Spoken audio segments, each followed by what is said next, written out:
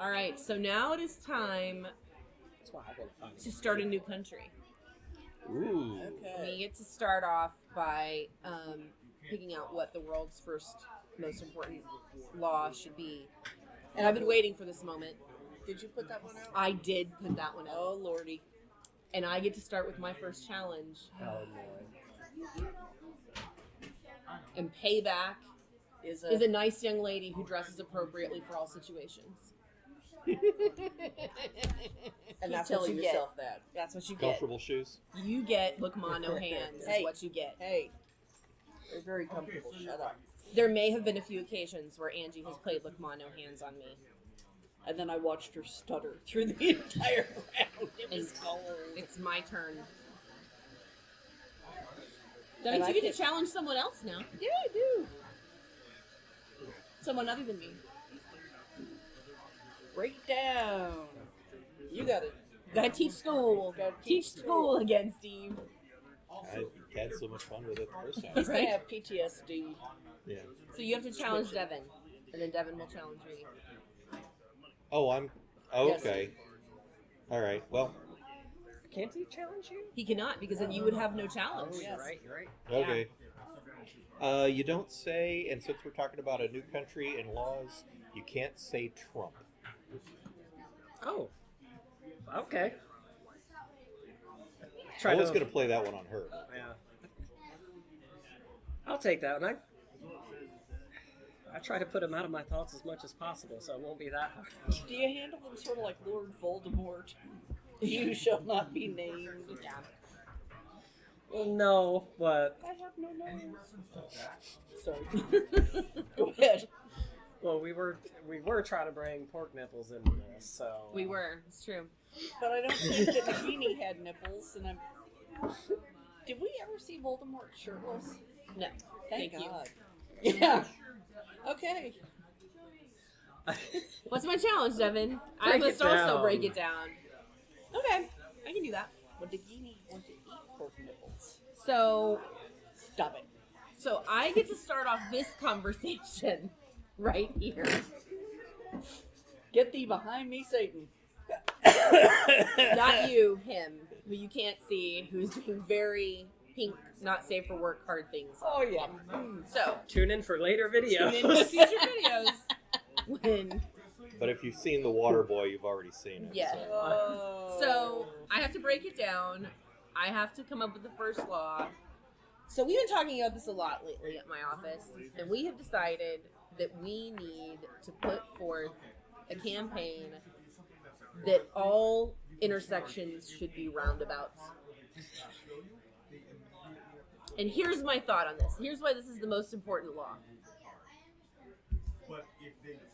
Because it keeps people moving, keeps you going, keeps people from obstructing other people, and people would be much more chill. If you didn't have to stop at a light for somebody to turn into a super target and wait for them to turn into a business because it was a roundabout and everyone just keeps going and gets on with their lives, you'd spend less time in traffic and people would get things done better. I'm just saying. What do you think, Steve? This is America. Nobody understands how to drive in a roundabout. But they're learning because people are putting roundabouts in all kinds of new developments all the time.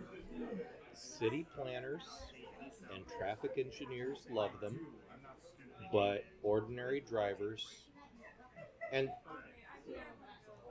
when you go to the roundabout on Main Street here, And I get super excited. yeah, It's a roundabout. but you see people who just completely don't understand what they're supposed to do. They stop before they enter and they drive around, or they don't stop and they just plow through like the roundabout wasn't there, and they drive over the middle of the thing. But this is a new country. Okay. This isn't America. All right. So this is a new country, and everyone gets to learn new things. And when we're Okay. starting off, everyone who's going to be in the new place is going to get to learn the new rules. So, what rule would you like to see? I think there are more important things than roundabouts.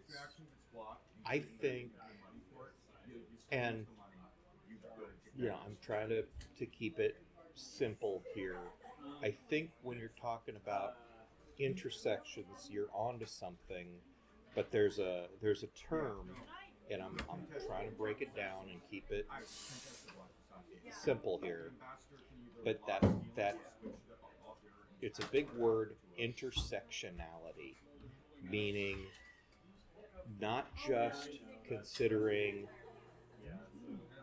one group of people's issues or another group of people's issues or this other, but considering everybody's issues.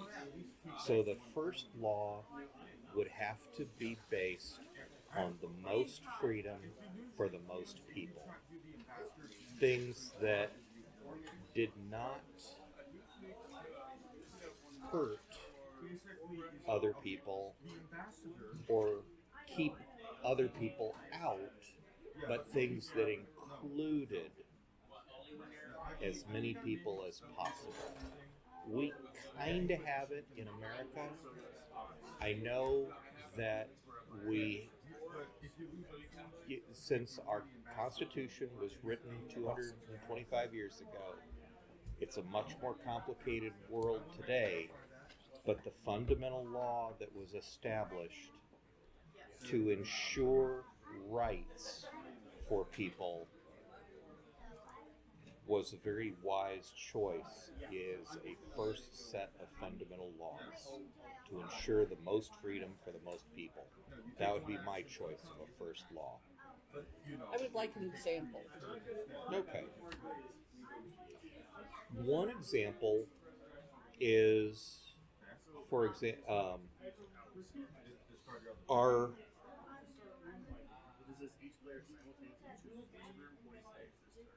This is really physically hurting you, isn't it? well, I've got to keep it simple. Okay. So, our First Amendment actually includes 5 different freedoms. Okay, there's press and speech and assembly, right of petition, and the right of religion. And religious freedom continues to be an issue still today. But it was one of our first laws, and when it was written, I'm sure that they probably meant whatever different type of Christian you might be, because that's within the group of the founders. Even though nobody was an actual, there wasn't anyone who was an actual atheist. There were no Jews, there were no Muslims. The closest thing to a non-Christian was a deist, who would be like the Universalist Unitarian Church we have now. Weren't there a few humanists though? Deists. Yeah, and there were Muslims who lived here. There were And they Muslims were who lived here. aware of them and familiar with them, and aware and familiar with Jews, even though they weren't right and at the table. There were Jews. There were significant Jewish community. There were lots of Jewish people who lived in New York and Charleston. Right. Those were 2 very large Jewish communities at the time. Right. But we continue to deal with that and expand it so that it now includes people who don't have a religion, people who worship other gods, whether that would be Hindus, Buddhists, Zoroastrians, different religions. You get this one. I have a question. This is honestly more for curiosity for the other religions. I might not have been until later railroad times and things like that, but do you think the early Buddhist or Taoist, even for a lot of the Asian cultures, would have been around for that diversity? They would have definitely been a lower, quieter denomination. Do you think they were around at the time of the founding? Because I'm not sure what our Asian breakup was for that. I until haven't the seen any railroads. documents that reflects that they were here then. So I haven't seen anything in any books that I've looked at from that time that said that there were enough of them here that they would have been noticeable. My understanding of Asian immigration into the United States is it really happens after 1848. 1848 is the year that the United States gained what's now the Pacific coast from Spain and Britain. However, there were large numbers of Asian sailors on ships. So even though there wouldn't have been any communities of Asians of any size in the United States at the time of the founding, there would have been Asians in the United States that were part of ships' crews or who perhaps had come here working as part of a ship's crew but had set themselves up on in a coastal community. Okay. So before we get too much further, we only have 3 minutes. So Devin, what was your lobby? My primary law would actually want to focus in human safety and human rights, so that the following laws could break down if need be. But the primary focus should be both for human safety and the protection of our rights and others, to be, as you were saying, inclusive and protect that sense of civility. I'm not too lighthearted to think that there aren't going to be people want to eliminate and say, well, no, that those don't count as human rights because I don't want them to, and that has to be popped right out of their legislation because nope, our first rule is human rights and safety. If that line of thought then belittles somebody or takes it out or becomes hazardous or breeds some kind of compartmentalized hate towards them, that is against the first law of safety. It's out. I think you and I agree. We should be friends. Yes. Angie, what do you Okay. think? What's your first law? My first law would be good stewardship of lands. Before I would deal with any people stuff, I would try to make a smallest carbon footprint you could. Good use of water, good use of resources, and being responsible for what we're doing rather than going, well, this is a nickel cheaper, we're going to do it this way, and go from there. That's good. Yeah, that's good. Does anybody else have anything to add in our last 30 seconds? I like that, but maybe as a second law. The Mm. first law should be people, and the second law about where we live. Okay. Could you give me an example by chance of anybody that maybe already does it or has a similar system? Well, from what I've heard, there are places in Europe where they are trying to do all basically nothing, no fossil fuels, or as few fossil fuels as possible. Renewable energy sources seem to be very big. Trying to protect the water table. But I'm not real sure, and I apologize, I don't know for sure which places are doing what. If we weren't out of time, I could give an example. You can give an example.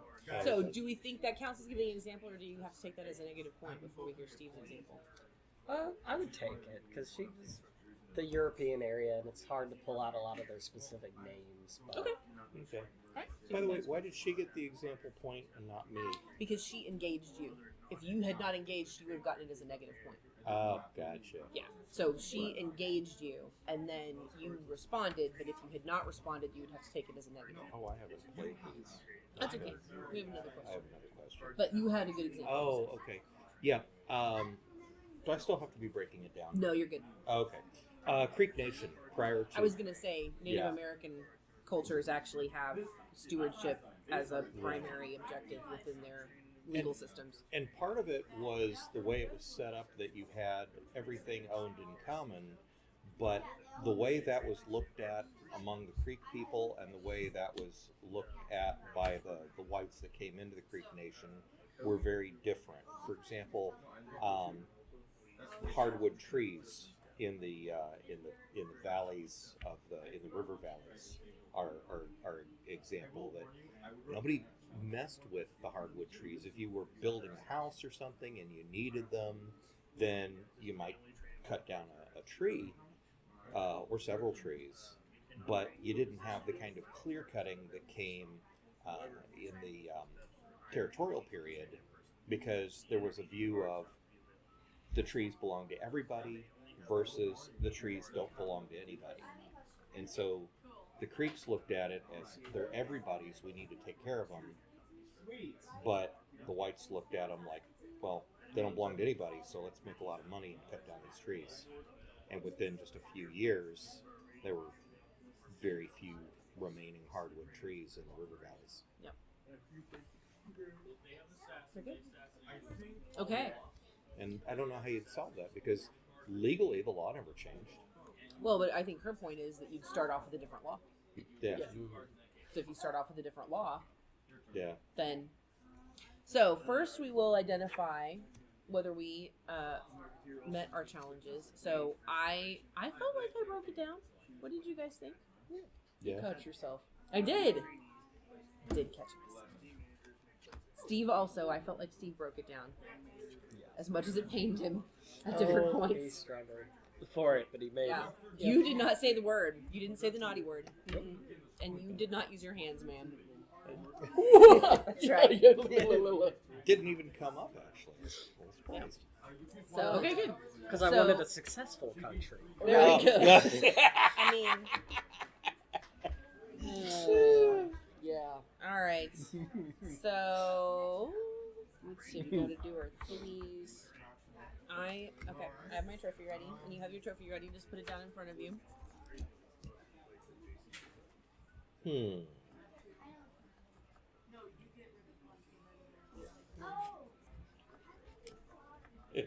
All right. So I am going to give Angie most enjoyable conversation, because I thought that you did a good job of talking about and engaging other people in why you wanted your law to be the way that it was. Why, thank you. I was actually going to give you best personal example. Thank you. Because it impacts everyone. Roundabouts are for everyone. They are. I want to believe that, but I've known too many inner city drivers who are completely confounded by the concept. See, if they had the opportunity. It is Okay. so much Okay. fun to go around and around and around, though. I love them. I always go an extra loop just Yeah, when I get the it's chance. It's like a roller. It's like an amusement park ride every time you go out your door. It is. You must be a lot of fun with revolving doors, too. I do, Yeah. actually. Yes. Cultural reference for Voldemort. Nice. Thank you. I actually gave cultural reference to you for the Creek Nation. It's a very Oh, thank underappreciated reference. Very good.